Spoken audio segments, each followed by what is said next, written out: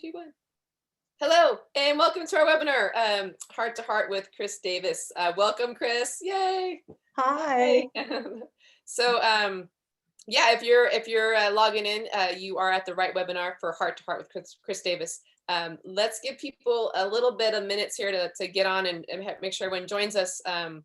So, Chris, in the meantime, I had a question for you. So it's coming up on Valentine's Day, right? February 14th. It's coming up.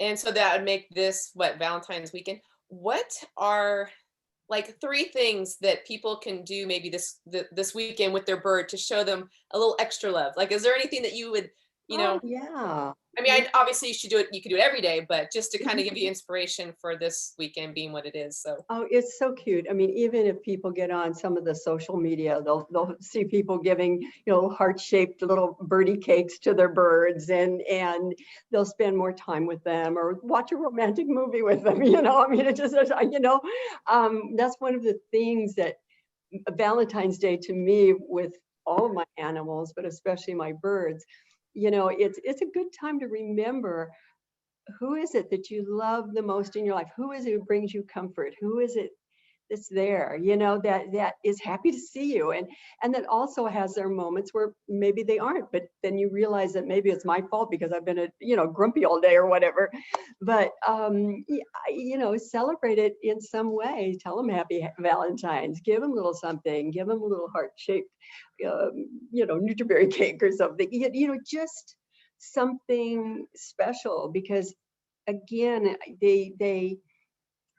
people come and go in our lives, and we've taken responsibility for these creatures, but then after we spend a lifetime with them, we realize that they're many times in our lives, they're the ones that hold us together during rough periods. Things are really rough. What do? You cuddle up, you take your parrot, you hold them, and you talk to them and you pet them, and you're just like, and it doesn't matter if it's a cockatiel, it doesn't matter if it's a budgie, and just, even a little canary, you give them kisses. The thing is to remember that. And I think that doing that, you make kind of every day Valentine's Day for them. Yeah. And one of the things that I do, and I do this with my kids, I do this with my husband, I do this with my bird, and I do it with my dogs. And I tell them, thank you for being in my life. Aww. Because I think that they understand what I'm conveying on an emotional level. I think that they understand that they really are important to me. Aww. And so I think if you sit down and just tell your bird and your dogs and your cats, I mean, and I had iguanas, everything, they all have a consciousness, they're all intelligent, and they all bring something different to your life. They enrich it, and they also help you see the world from a different point of view. And so Valentine's Day would be a good time, if you haven't said that to all your animals, including, especially birds, but all the others do, then just tell them thank you for being in my life. So here's a nice assignment or a project for people this weekend. Write a love poem to your bird or your pets, right? And read it out to them. Or haiku. You can do a love haiku if you're not into real long poetry. Yeah. Yes, that's a great. And then we'll do limericks in March for St. Patrick's Day. Limericks would be great. There we go. That's tell your bird how much you love them this weekend. Yeah, especially. But on a really heartfelt one-to-one thank you for being in my life. Nice. All right, this is the weekend to do it. Get it started. Yeah. So if you're just joining us, you're at the Heart to Heart webinar with Chris Davis. And before we jump into questions and all that, just a reminder to use the Q&A button and not the chat button for any questions that you might have. And let's see, I think that's, so just make sure you use that Q&A button so we can capture your question. And there we got a special guest with us today. Yeah, Suzette, special guest Suzette. So Chris, I'm gonna let you, we do, unless you have anything you want to share, we could dive into our first question, or let's go into the first question, and then we can, as things come up, there's always stories attached, me. There's always other things that it relates to that I like to talk about, because then it broadens everybody's understanding of their birds. So what makes these so special is it's kind of like kind of go off the vibe of where we are with the questions and stuff. So here we go. First one out the door for you is from Gala. They ask, okay, my 21-year-old female blue-fronted Amazon is hormonal year-round and wants to chew the bottoms of my kitchen cabinets and baseboards. To persuade her, I have put boxes and jugs to block the baseboards and the cupboards.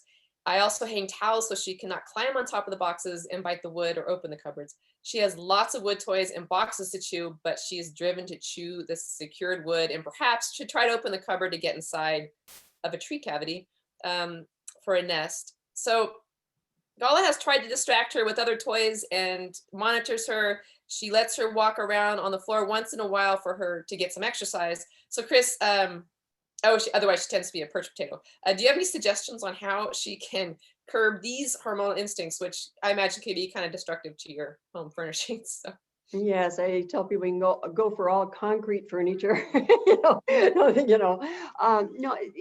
is a hormonal thing, and the problem is that the more, there's birds don't just automatically breed. I mean, sometimes you will see a situation where one will lay an egg or something like that, but there's usually a preparation that takes place. And if they do lay an egg, it'll be where maybe the bird was with it might have been a male and a female in the same cage together. And so even though there wasn't a nest site, maybe the female goes ahead and has the egg. And the reason that how can I say, it's sequential, or not as sequential, I'm trying to think of the word, but there's several things that go hand in hand that contribute to the increase of the hormones that the bird is creating at a time. So therefore, if a bird has a nest site, warm, cozy, dark, unless they're eagle or something like somewhere in light, but if they have that, if they're able to chew, like chewing a nest cavity, and chewing the little bark and thing, which some birds use instead of softer materials, what happens, and then if there's like a lot of cuddling, especially the nether regions, don't go anywhere from the shoulders down, I mean, just stick around the head, tell them you love them. That's part of the problem, is that we inadvertently, and I know you had a speaker on this actually last week, and last week Fridays, but we provide a number of stimuli that all contribute each time. Let's say when you cuddle, hormones go up a little bit.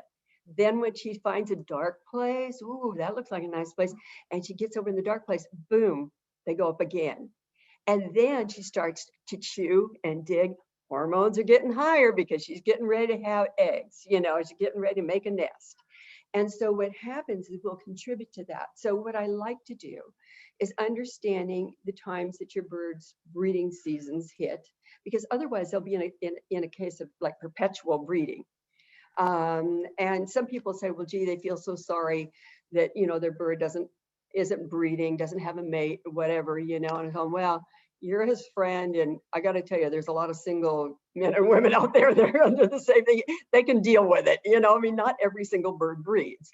And, just because we think our bird's so cute, it's like, no, he might be a guy you don't want to dance with even, if he was a person, I mean, but we love them. We think they're gorgeous. But the thing is, we buy into it. We snuggle and we're increasing hormones, every day. Whereas if you have a bird like this, you're holding her, you're talking to her, you can take her cheek and put it against your cheek and scratch your head this way, or just, keep it around the head, and then not allow her to explore as much. With her being a couch potato, what I would probably do is look for a place in the house that you could just wall off an area for her to wander around, put a bunch of her toys in it, block it off, and have it not have anywhere that has any type of cavity or where she, like a cupboard drawer or door that she knows would open up and be dark inside.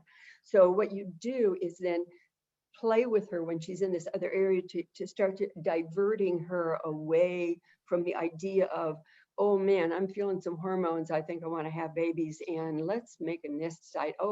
Because that just, for her, that just keeps the hormones going. They just keep cycling. I used to think it was just seasons, in the very beginning. That's what everybody thought. And then I saw where some of these birds are in situations where they're being stimulated and their hormones are increasing with each of the contributing factors that says you're going to be a mom or dad parrot, you know. So if they do that, let her run around a bit, maybe even teach her little games to play with her, whatever, but something to get her moving so she's not a little potato.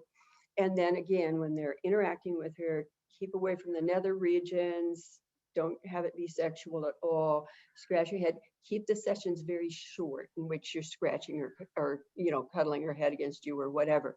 So keep those sessions very, very short, because otherwise you'll notice the heavy breathing and she'll start in again. So, but yeah, she's just hot to trot, and you know, it's keeping her out of situations that will increase her hormonal production to the point where she actually starts creating eggs. And can I tell a story that was very interesting? Yes. Okay. My blue and gold macaw that I had many years ago, that I lost now 10 years ago, was the love of my life. I mean, literally just, she was my daughter. And I was going through a number of personal difficulties during this one rather protracted period. And she'd never laid eggs before. She was like 25 years old. She never laid eggs. And then all of a sudden she was laying eggs, and she would just sit there and just really like hover around those eggs and take care of them. And I didn't even have it set up any type of nesting material, anything that looked like that at all. In fact, I kept everything out specifically because I saw this egg laying behavior. It wasn't stopping. I mean, you can make omelets. I mean, you know, she was just laying eggs like crazy. And she'd never laid them before, but all of a sudden she's laying like a billion of them. And I was just so harried and, you know, just working a lot and everything else. And she always was around me or with me or whatever. She knew she was the top girl. You know, she knew that I loved her more than anybody. And I always told everybody she was my alter ego. And then La Girl is my little Amazon, was mi corazón, she's my heart. But baby never did anything like this. And I couldn't figure out what it was. And one day I just sat and I looked at her and I thought about all the things that I had to do. I mean, there was no way out of them. There were just a bunch of different things that were going on at the time. Everybody has those periods in their life, but these were going on for months. And I thought, you know, that's the thing that's changed. I'm so exhausted that I'm not spending, it isn't so much the time, I'm not giving her the type of attention she was accustomed to. This thing of where it wasn't just saying, hi, you're beautiful, but just, hi, baby, how you doing? You know, I love you. And if I was working on something, I'd put her on the chair behind me, or I'd, you know, have her on her little playpen next to me, do whatever. So she'd just sort of hang out. And since the stuff I was doing, much of it was away from the home, I wasn't doing that anymore. And I sat down and because I knew her so well, you know, I'd had her since she was a little baby. And one day I thought, oh my God. And I looked at her because I talked to her and she looked even a little spacey. And she'd never looked that way before. And one day I looked at her and I said, baby, do you feel important?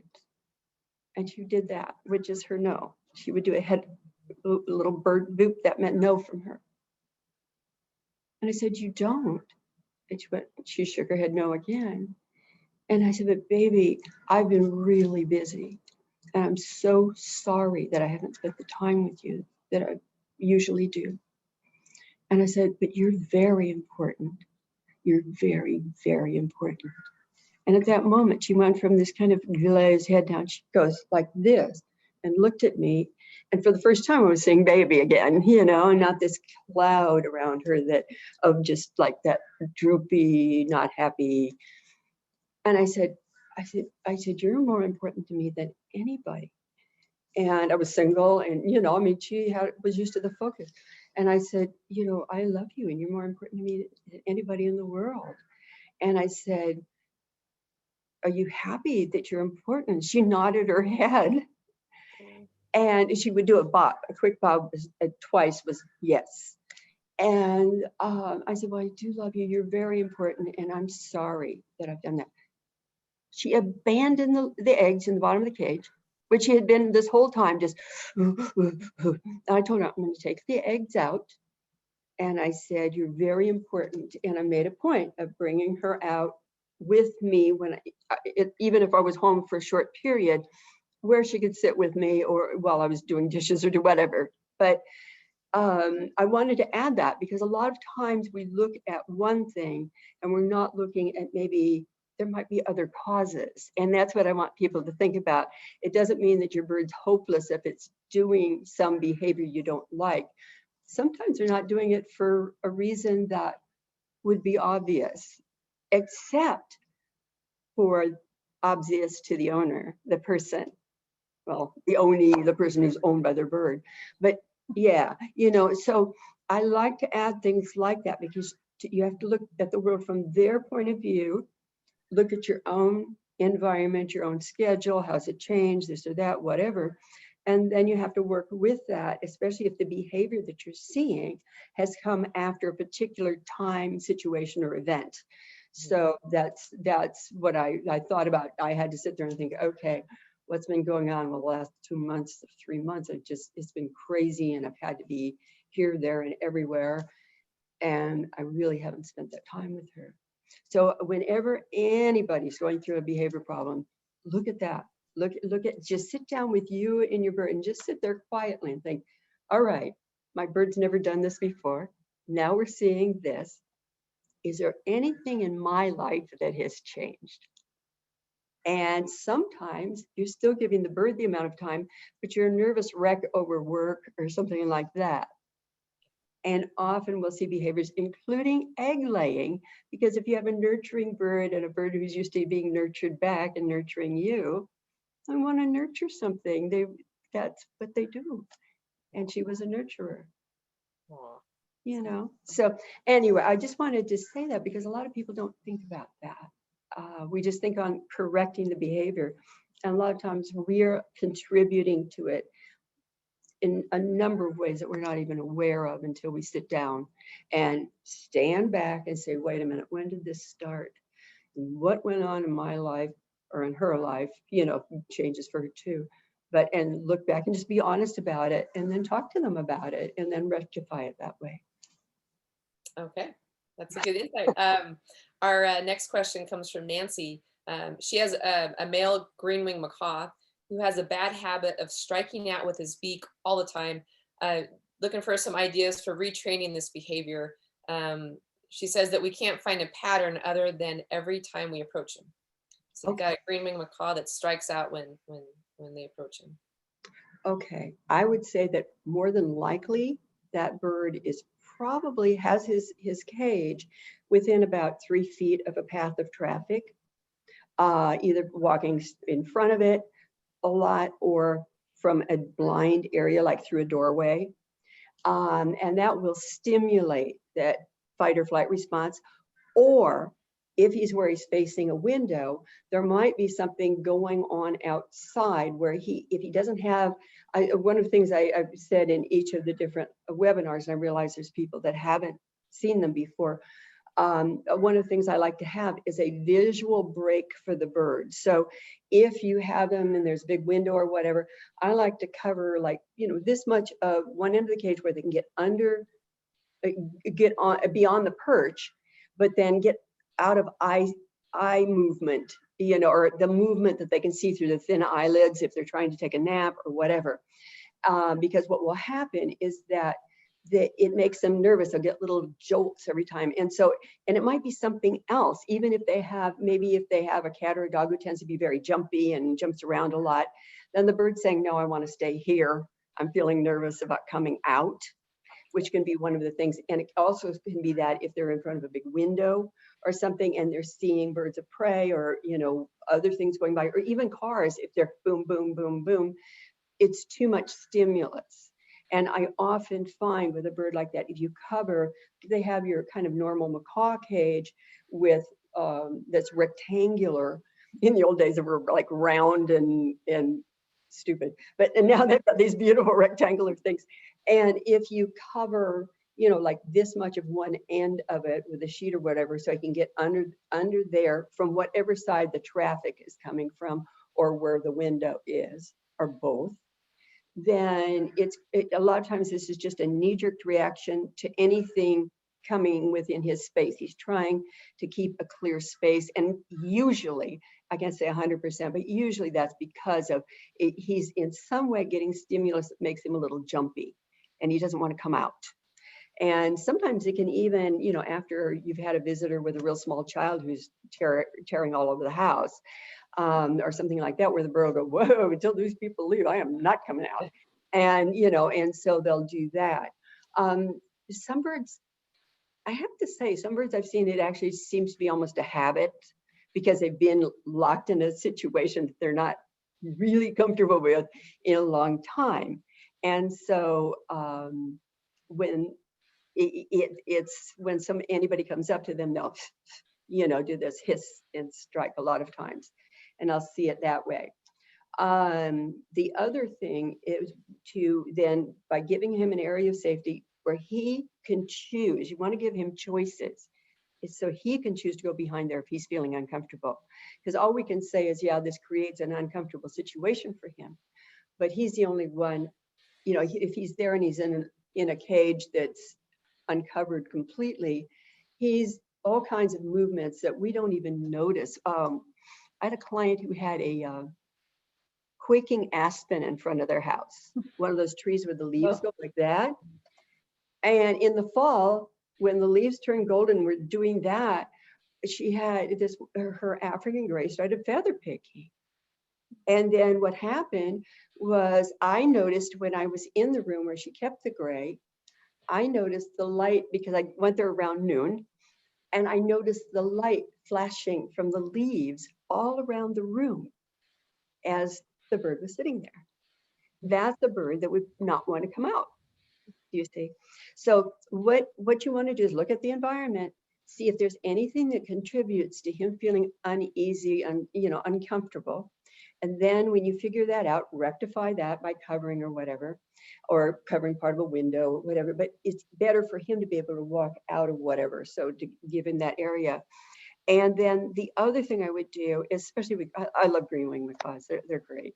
And so the other thing you can do with a green wing is, if there's something he really loves to eat, then like if it's a piece of walnut, or some kind of little cracker thing or whatever, but some kind of special thing that he really loves, a grape, whatever, and they're just coming back in season or whatever.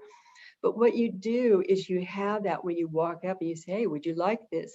And then when he strikes, you put down the morsel of whatever it is in his sight, because that little grape will look this big around when he can't eat it and he's seeing it sitting there. Then you walk up again a little bit later. Would you like this grape? If he does a strike, oh no, turn back and walk away. Put the grape down again on the spot. And what will happen is, boy, the moment he doesn't strike, you go, here's your grape, good boy. And just that's just a really short little, and I do a combination of teaching and training. That's just a real short little training trick where, by leaving it in sight, he now has the stimulus where he's going, I really want that walnut, or I want that grape, or whatever. And then you can give it to him and then have him step on your arm. And usually you won't get strikes. If he's got it in his beak, he's not going to strike. And then you pick him up and then you let him eat it on your arm. And then. Nice. Chris, I think I remember, and I could be totally wrong, that macaws especially, they might have a tendency to do like the bluff, where they're gonna, it's like they're gonna strike at you, but not really strike you. It's like they're bluffing, like they're waiting for you to call their bluff. Is that ring a bell? Or is that... No, Baby used to do that. She used to actually, I put her on my shoulder because I didn't have problems with her biting or anything. But every once in a while, she was feeling playful. It's like a dog playful, but it would be like she'd go, and she'd do like little strikes at my face, and it's just like you go boop, boop, boop, boop, boop, to a baby, to their belly. You go to a baby, you go, doo, doo, doo, doo, and so she would do that, and they'd be strikes, but it was not defensive. It was totally playful. And I would take her head and mess her hair up, and her feathers up. And she just loved it. It was just part of what we do. And then I'd give her a big kiss, and go back to working or doing what I was doing. But that can be a game. But if it's when people are walking up, Okay. when they're walking up and the bird does it, he's, even if it's a bluff, he's bluffing for a reason. He's bluffing because he doesn't feel real comfortable out. And so, and there's a number of different things, but if the person who's asked this question, if they want to try giving, blocking the area and everything else, and try this other thing of just training that behavior out too, if that doesn't work, send me an email or a letter, Bird Talk. I mean, I think Bird Talk, I'm never going to get over this because I worked for Bird Talk for 30 years. Lafeber. For customer service. There you go. Yes, yes.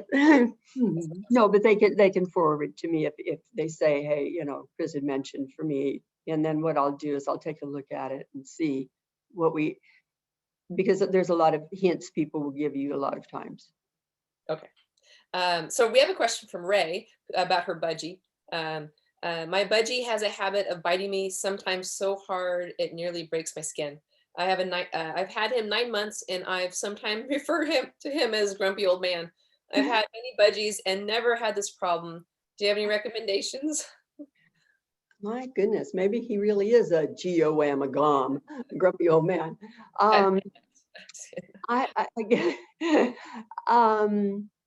Again, I hate to sound repetitious, but it has so often been a contributing factor.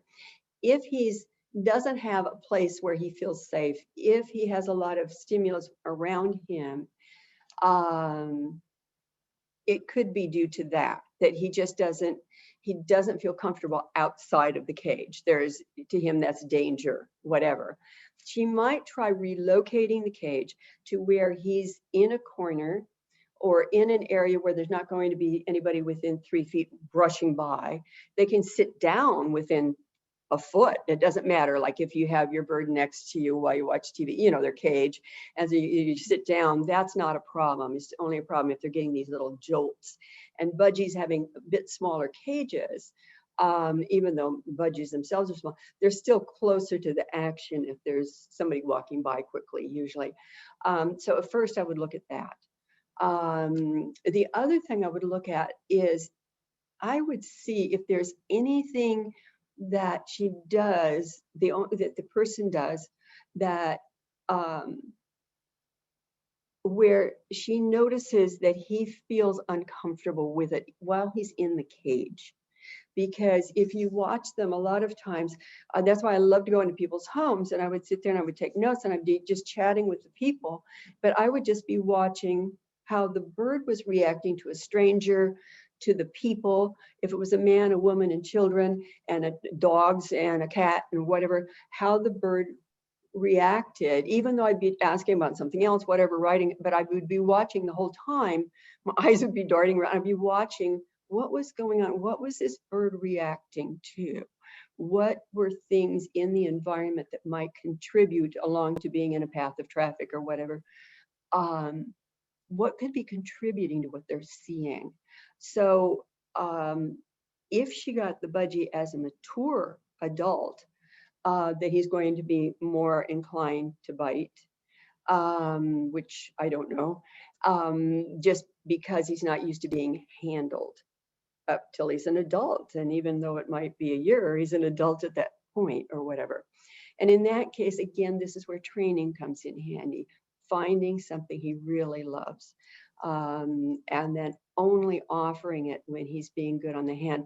Also, to give him something, again, like if she was going to give it to him, he puts his beak on it, and then to pick him up that way as he's doing that, and then hold whatever it is and let him chew on it. If it's a cracker, or if it's a little bit of a millet spray or something that she can hold, and then just having him on her finger and tell him what a good boy he is, and then put him back before he bites. And so what you want to do is get him out without biting by giving him whatever he likes the most, even a Nutri-Bear, whatever. If he likes a particular flavor, then you only give him the ones that his favorites as treats, and then the other ones, you know, he gets the other ones for regular food. But this can go, like I said, just a little tiny bit of milk. You know, you don't want to give him thing milk spread that's this big to him. But if you do that, and then you give him something, he'll have his beak on it. You pick him up while his beak is still on it. You pick him up, take him out, tell him he's a good boy, put him back before he gets a chance to bite. Keep it short and sweet. It might be 2 seconds and you put him back.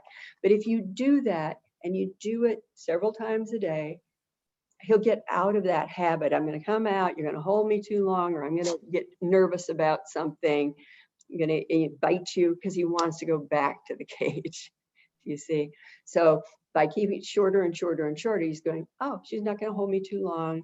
She'll understand. The other thing too is then, as you lengthen the time of holding him, once he's no longer biting, to watch him again and see if there's anything that triggers that. Because a lot of times people will be holding their bird and all of a sudden it bites the daylights out of them.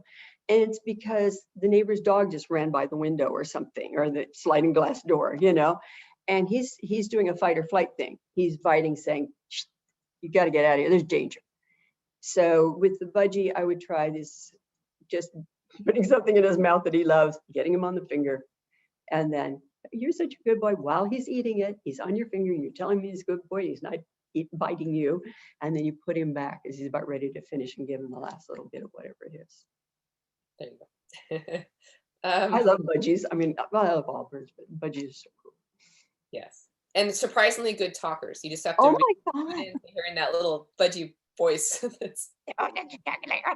They sound possessed, you know, but they're just so cute. Oh yeah. Yeah. So our next question comes from Elsa. She says, my Senegal parrots, breeding pair, are untamed. They screech at me when I go into their aviary, and I am slow and I talk to them. How can she reassure them that she's not going to hurt them? She says, I know it takes patience, but I don't know how to get them to gain my trust. What I'm curious about, and this would be one of the things I'd be curious about, is do they scream at her when she's outside of the cage getting ready to do something too? Or just when she goes in? I don't know whether it's a walk-in aviary or if it's just putting her hands inside or whatever. What I would do is, if they're screaming when she's outside of the cage, or if it's a flight or whatever, what I would do is while I'm cleaning or whatever outside of the cage, I would place my hand on the cage itself while I was doing something. And I would just go ahead and do it and just not even look at them. And then when they're quiet, my hand would come down. And then I would do it again. And you're not doing it near them. You're not scaring the heck out of them, you know, like, what you're doing is just like you'd put your hand against a wall to bend over and grab something or whatever, but you're actually just putting it on the cage. And then what you would do is you remove it when they're quiet, and then you would just repeat that 4 or 5 times a day, especially since they're a breeding pair. I like to be really low key with breeders. And then that's when you'd go to a little bit closer to them inside the cage. So first it's farther away, a little bit closer, and you can just be looking around the floor. They don't know what you're doing. So you could just be looking around the floor, doing this, whatever, or reading, but just have it there. And when they're quiet, you drop it down. Now, if it's breeding season, you just don't want to do that, because you're going to negatively affect their breeding.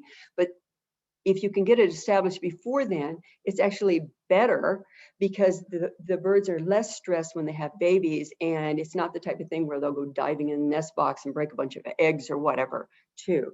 So you want to do this, and then you just get closer and closer and closer, you know, as they accept it, not by feet, by literally half a hand, you know, because that's a long distance to a Senegal. So you do that, and then gradually go in. When you're going into the feeding and watering, I would take wherever the perch was farthest from them, and I would just lay my hand on there. And what I do is like touch the perch, not real fast, but just touching it and stop and touch and stop along that perch, just like I'm doing something. And again, usually if they see your focus is totally on there and not on them, they'll stop screaming for a moment. Boom, you take your hand out, just back off. So they go, oh, okay, I really don't like her here, but when we're quiet, she leaves, you know? And so, because a lot of times what happens, it ends up being a knee-jerk reaction. And so a lot of times, oh no, she's here again, we scream, that. So she has to break that screaming cycle. And this is how you do it. And you're working sometimes in literally nanoseconds, as far as if they just both stop screaming in a nanosecond, you're to boom. Well, not that quick jerking, but that fast, you back away or whatever.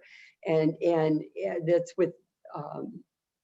with a successive approximation, but this is in nanoparticles, you know, where you just do a little bit at a time, especially the smaller the bird, the slower and more compressed, like they may not want to go with the full hand. If the birds don't quiet down, they might just want to go with a fist, you know, because the Senegal's that tall.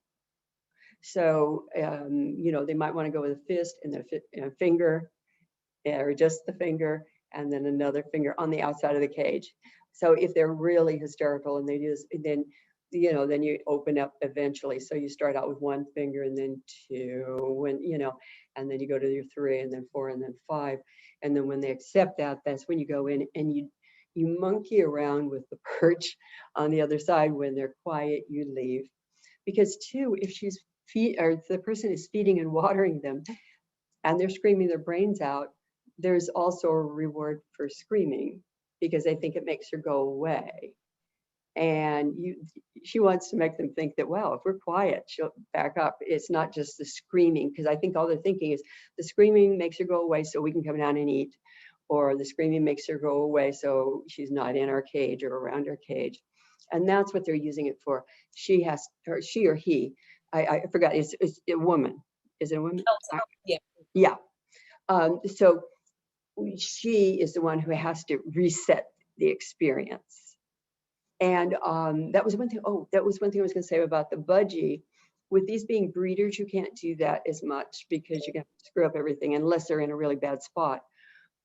But with the Budgie, the other thing is moving the cage. And what I started to say is you can move his cage to somewhere where people are just sitting and being around, or like where the woman tends to read or watch television or chat on the phone or whatever, but where the bird is right there with her and he's seeing all the hand movements and all that. Because if he was an aviary Budgie, going back to the Budgie real quick, if he was an aviary Budgie, a lot of times they're afraid of hands, because all hands do, if they've been in a pet store or a breeder, sometimes a hand comes in, grabs somebody, they're gone forever, you know. And so they've been conditioned to this hands are bad thing.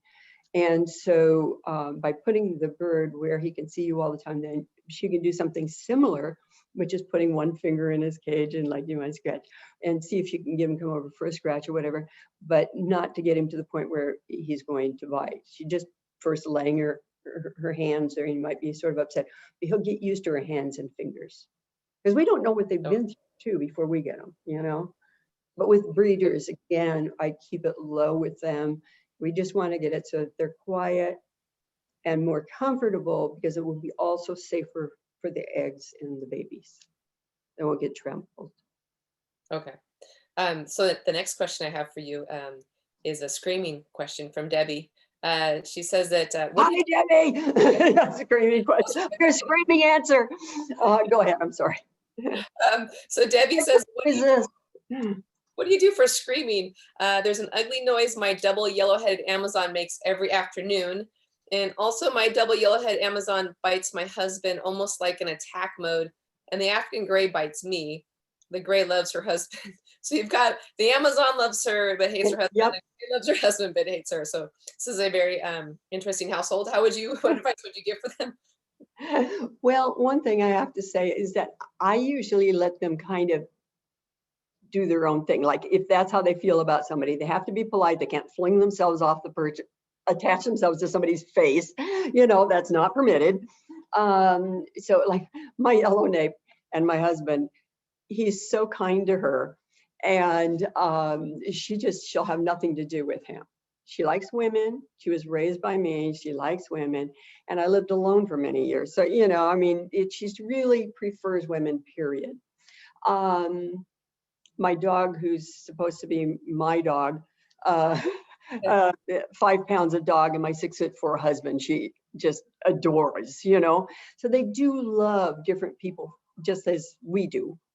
And so in a situation like this, because there's several things going on, I would first try to find out what it is the yellowhead is, that sound, what's making that sound. Because there's times I've gone into people's homes and they'll have a bird and he'd been screaming all the time.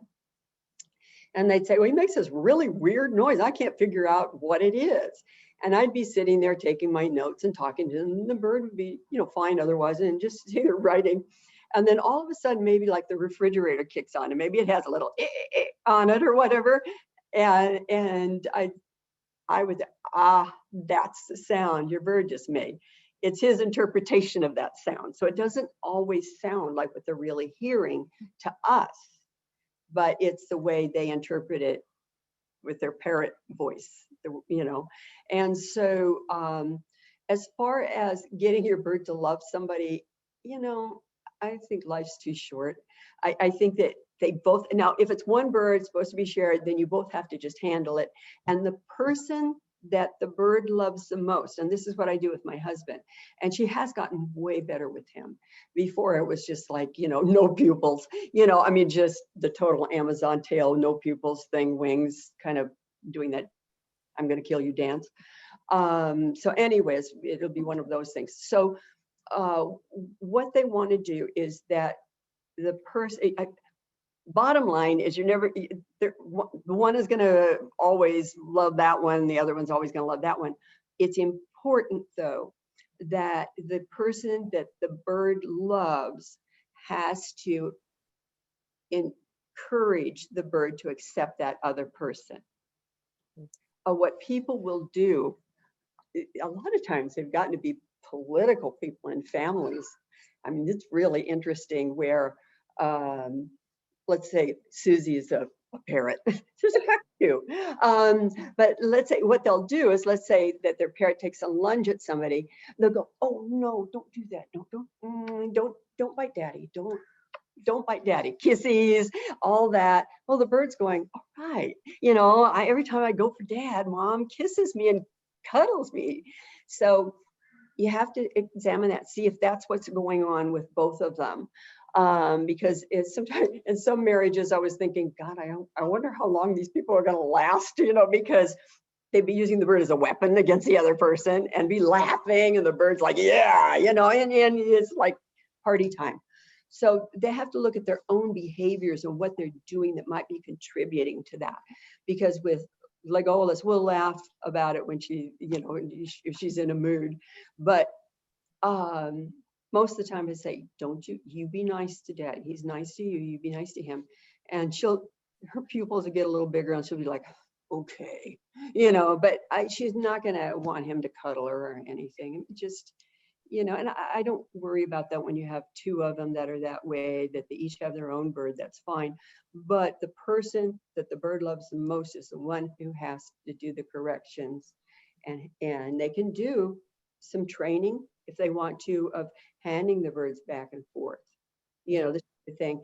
And then, but they're going to have to start with the lunging behavior and stuff like that first. So you know, you take little steps, excessive approximation, but you take little steps toward what you're doing. But if you stand there and yell at them and say, don't do that, you know, to daddy or mommy, the bird's like, yeah, I got your undivided attention and you took me back to yourself, rather than having me have to tolerate that awful person we share the house with, you know. And so that's what you're looking for, is the person that loves the bird is the one that needs to make the corrections on that bird. And you can do it very easily too. If you have a bird that tends to lunge at other people when you're holding them, you can just give them an earthquake. And I'm not talking about a 9.0, I'm talking about a 2.0. Just Okay. it like, because what happens, they're intending to do this, all of a sudden they've got a little earthquake. It's like, whoa. And then, and so a lot of times your corrections can be very subtle. And I used to do that when I go in with some clients where their birds were just biting everybody. And I'd get the bird on my hand and they go, oh my God, I can't believe you got him on your hand. And then if he looked like he was going to start to bite me, and I could feel that. They feel different when they're going to bite. And I would feel it. And I just, before his beak came down, I just do boop, that much. And his head would come up and he'd be fine. And we talk. And while he was still being, I said, you're a good boy. And I put him back on the perch before he thought about biting at me again. But I wanted the people to see the correction. And so that's another thing they can do, is that little earthquake. And the person that loves the bird and the bird loves has to be the one with that little earthquake. Be careful with African grays, they're kind of bottom heavy. And you want to keep it very subtle with an African gray, and be a little rocking of the hand almost. Just, again, you're not doing this at all, ever. Unless they're attached to you and you can't, back in the old days when they were the wild parrots. But no, you just do it, just a slight knocking off balance or a little rock of the hand, one or the other. And you don't even act like you did it. But it always happens mysteriously whenever your bird lunges at your husband or wife, you see, and so that's the one, and that's how they can stop this aggression, or at least tone it down. They may never be able to really just cuddle or anything the other person's bird. That birds keep a mate until they die, There is, so you become their best buddy, their mate, and the husband and the other bird are part of the flock, Okay. I have another Amazon question for you from Chris. Question to Chris. This one is, my 14-year-old blue friend started spraying poop outside his cage while he's inside the cage. So could this be like a hormonal thing? It's interesting. Actually, I don't think it's a Lori, because I know Lori's. Yeah, the good old Loris, Loris and toucans and minus projectile pooping, lateral projectile pooping. That in a situation like that, I have found some birds that are actually very tidy, and they decide they just don't want to go in their cages anymore. And the same birds, very interesting. I've known a couple, more than a couple, probably about a half dozen in all the years that we really talked about it, because it was fun to see. But with scarlet macaws, they were all scarlets. And what they would do is, if you had one that was tidy, they'd poop and then they'd roll their papers over the poop. And that, and they were like fastidious birds. So I don't know. I mean, for him to change all of a sudden, it could be hormonal, because they do not like to poop in their nests. So he could be seeing, the cage as his nest or something like that, in which case he's got to think, well, I don't want poop around my kids. So, I'm going to make a nice environment for them. And it could be that. So I really don't know with him. I just put papers like all around the cage, outside of it. But because I just don't know. Sorry, I'm wondering if it's maybe when it, like, since I remember my Amazon, if he, every once in a while, when you anticipate coming out of the cage, he would grab onto the cage bars, like getting ready to, like saying, hey, I want to come out. And then, how they do that, like release a poop when they know they're going to go, like, maybe if he's grabbing maybe he's anticipating. I see what you're saying. Yeah. Yeah, it could be. And that's one of those things where I used to sit with a person in their home, and for an hour, I would just sit and write the complete history and watch the bird. And sometimes I'd have them walk past the cage or repeat what it is where they were seeing the negative behavior. And so And it could be, yeah, he just wants to come out. He's on the side of the cage, and everybody in the veterinary community, the avian vet, they call it jettisoning the load, you know, where they release everything and then just, hey, I'm ready. I'm not going to poop on your shoulder or on your arm or on the, you know, well, maybe they already pooped on the carpet, but you know, whatever. But it could be any of those things, and that's where they have to kind of examine. I would, though, there's one thing I would watch out.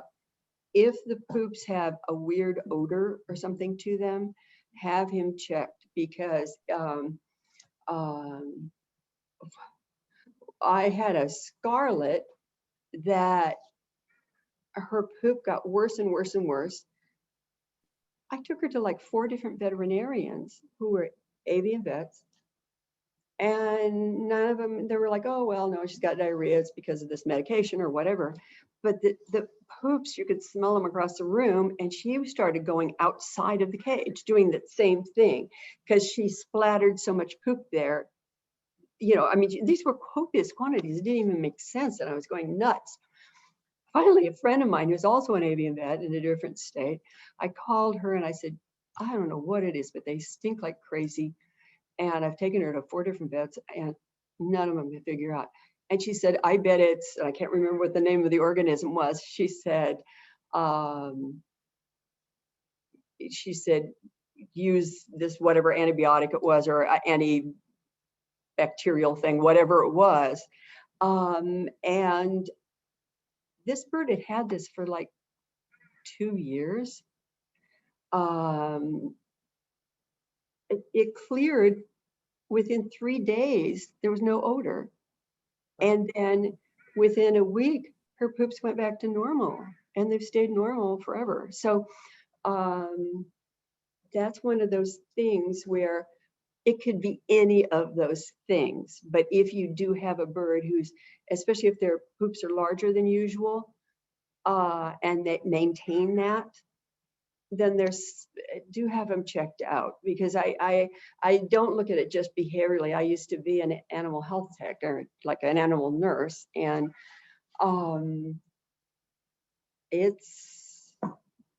it could be any of those things. So for them to examine, that's again where one of those things, if they look at this, this, this, and this, the things that I've mentioned, and it's none of those, then from there, you know, you have to look at the environment and all that and see what's going on. But those are the only 2 things that I think might be contributing to that, or 3 things. So then, Anna had a question. Is it right to teach a parrot words? I heard that the repetition of words by a parrot indicates the presence of mental disorders in this bird. She has a second question. What species of bird is most suitable for keeping as an apartment, in an apartment setting? So first part of that question, is it, I mean, should we teach parrots words? And what species you'd recommend for an apartment setting? So. Okay. When it comes to words, it depends on the kind of words that you're teaching them. You know, like they say, don't but as a teacher bird, anything you wouldn't want your grandmother to hear or your mother to hear. When teaching, I'm not one for repetition. Because that's not how we raised our kids, and I raised my animals like kids. If the bird hears words in connotation, then they learn them. Like when we have a child, and let's say you have the child and you have a piece of banana, you don't stand there and go, banana, banana, banana, banana, banana, banana. What you do is say, here's a piece of banana. You know, you like banana as he starts to eat it. Or if he punts the banana, oh, you didn't want any banana, you don't like banana. And what happens is, just like a child, they will pick up words and put together sentences, very simple sentences. The sentences they won't have like a lot of contractions and things in them, but they will be very simple sentences. And I see this all the time, where the birds put together things that I had no idea they knew. and so basically what happens is that they will learn as they hear you talk to them and identifying things. You can have fun games that you play with them, like my Amazon, when she was little, I would say, "You want to go for a ride?" You know, and say, "You want to go for a ride?" And I put my voice up higher and I say, "Here we go." And I take her for a little ride around the living room like that. And she used to say, "You want to go for a ride?" You know, but she said it when she wanted to go for her ride. So she knew that it meant that. With regard to the words as well, you can, you know, like you can point to things. They can learn yes and no very easily, but just keep in mind that it's hard for them to do their head like this. So you get usually a flip of the head for a no, and then yes, if you're nodding, you say yes. So what you do along with saying, you know, here's a piece of banana. I like banana. Here, and they're eating it. You go, "You like banana?" Yes. And they're eating. You nod your head. Yes. Yes, you like banana.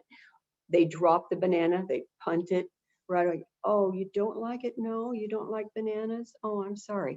And so what happens is that one day you'll say, "Do you want to come out?" And your bird will go, and you go, "Oh my gosh." You bring him out then. You don't say, "Do you want to go?" And he says yes. And you go, "Too bad." Ha ha. You know, it has to be at a time when you can take them out, even if it's just for a moment, give them hugs, you're all proud of them. And then they'll learn, oh, she's proud when I use the words correctly. And so she'll learn to speak in context. As far as an apartment bird, it depends on whether there's children in the family or not. If there's no children, I think African Greys are wonderful, and if you get them as a baby, raised, you know, I mean, they've been raised by a reputable breeder, or if you have one that's been in a household before. Whenever adopting birds, I always try to adopt ones that were used to a home with just one person in it when I lived alone, or two people, but not where maybe it was a bird who liked being around children or whatever, and I didn't have them at that time. But so you want to look at kind of the bigger picture again, where, all right, what's my lifestyle? And then how many people are in the household? I got to tell you, one of my favorite birds, if it's a single person, especially, and you just want a little pal, the ringneck parakeets are amazing. And they're not particularly large. And they also are relatively quiet. You know, I mean, I've known some nice, noisy everything. So, I mean, you know, my robin, when she would get all ticked off, would, you know, but the thing is that they're a nice size, and they're generally, they'll just pick up words and they'll use sentences appropriately. I've seen this, I think, on the whole, I've seen it in ringnecks more than almost any other bird. Budgies will do the same thing, only they sound like they have that little possessed voice, but they'll do the same thing. So if you want a smaller apartment bird, want something larger, an African gray, if you have an Amazon that is younger and you know he hasn't been screaming beforehand, Amazons and macaws can be very quiet. And people don't realize that, and it's just what you reinforce and what you know don't reinforce. So you know, you're showing them what you like, and so it's one of those things. So the Amazons can be a bit noisy, but I do like the Amazons. And then some of the conures are just so cute, you know, and they're fun little guys. Senegal, if they want something smaller but more of a big bird look, Senegals are great. Again, it depends on what they are willing to put into it. And then keeping in mind that if they're not home all day or whatever, and don't have any other animals walking around, then, you know, an African gray often needs a lot of stimulus, because as a whole, now this isn't the individual birds, but as a whole, I found that they'll be less playful with toys than an Amazon, let's say, or a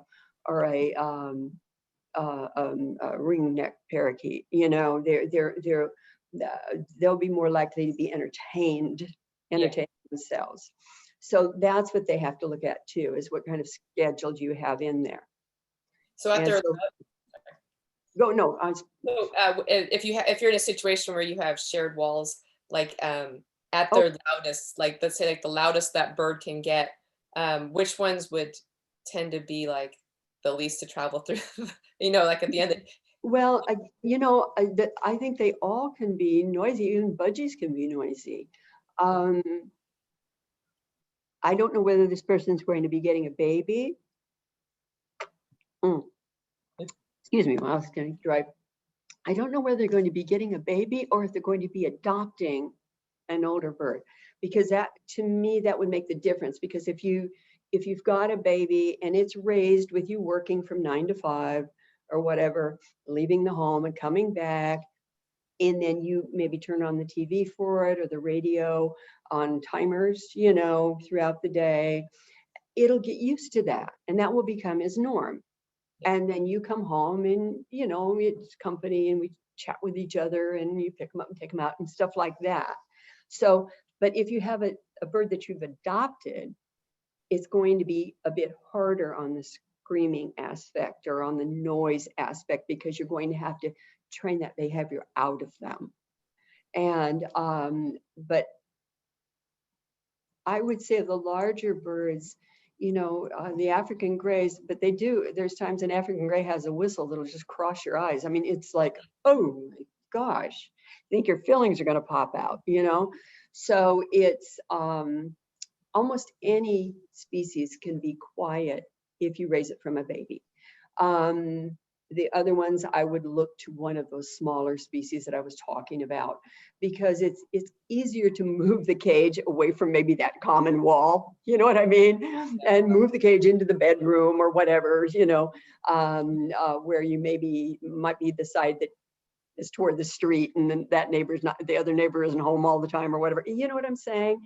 So you have a lot of versatility with some of the smaller guys. And if they're babies, I find the only thing that doesn't do really well by itself across the board would be a cockatoo. Cockatiels can do fine, but a cockatoo, well, as you know, they're one of the loudest birds on the planet, probably in the universe. But anyway, yeah. So cockatiels are wonderful, and they're not going to talk very much. They will try to talk, but it won't sound like what they're saying, like mine would say thank you when I give him something, but it was sounding like piku, but it was always, you give him something and you go piku, and that was thank you for him. Aww. It was his accent. He was speaking. Well, I think that was a good amount of questions. That's all for our question wise. That's we have time for today. Just as we wind things down, I have a video to share. So this is, and after the video, we're going to do our giveaway. So there's a tie-in here. So when you see this video, I also wanted to invite everybody. Lafeber has their latest, greatest product, new diet out, and that's the tropical fruit pellets. Sorry. So if you have a video of your bird eating the tropical fruit pellets, send it to Lafeber customer service email. So let me do my share screen, and then I'll also be revealing the winner of today's giveaway, which is a bag of the tropical fruit pellets, as well as a bag of your bird's choice. Oh, actually, I have today's winner already. So today's winner of the tropical fruit pellets is going to be Cindy D. So congratulations, Cindy. Yay. Yeah. Cindy's going to have a great weekend with her bird. They're going to be sending, the Lafeber office will contact you to know where to send that to. So congratulations, Cindy. Thank you for joining us. And okay, I'm hoping this works, because share screens can be scary at times. Okay, here we go. I'm going to share this cute little video here. Let me know if you could see it. And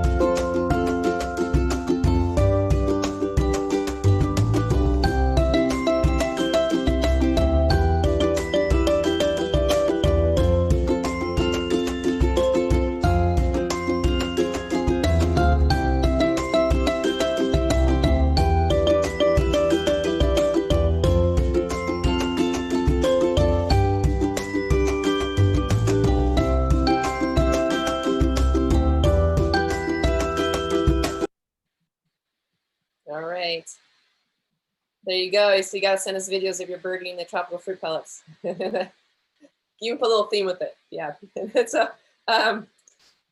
Also, before we go, I wanted to remind everybody that we're going to be back next Friday with, we're going to talk about African grays with Lisa Bono. So that's going to be a part 2. She gave us a previous webinar on African gray, the African gray way. So stay tuned for next Friday, all you African gray people, especially. We have a webinar devoted to the gray parrots. So that's our heart to heart for today. Chris, this is wonderful. Once again, thank you so very, very much. Thank you, and thank everybody who joined us. I really am honored that people join us, and please listen to the other people that are teaching on here, because you've taken trouble to find people that all know their work well. So anyway, thanks. All right, everyone. Valentine's Day. Happy Valentine's Day, and write that love poem to your bird. Let them know how much you love them, right? All right. So in the meantime, everyone have a great weekend, and everyone be safe, and all the best to you and your flock. Bye. Thank you, Chris. Bye. Thank you, everybody.